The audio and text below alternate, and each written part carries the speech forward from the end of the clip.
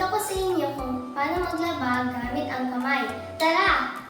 Una, ihanda ang mga kailangan sa paglalaba tulad ng tubig, sabon, hanger, batya, at iba pa. Ikalawa, ipaghiwalay ang mga D-color sa puti.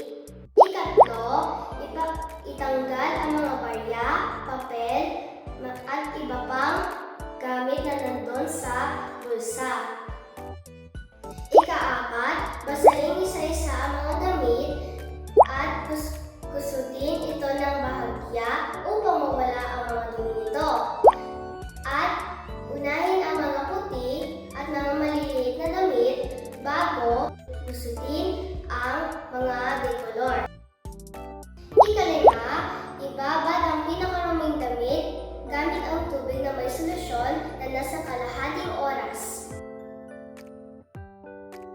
Ika-anim, tunawin ang sabon sa tubig at kusutin ang mga puti bago ang mga decolor.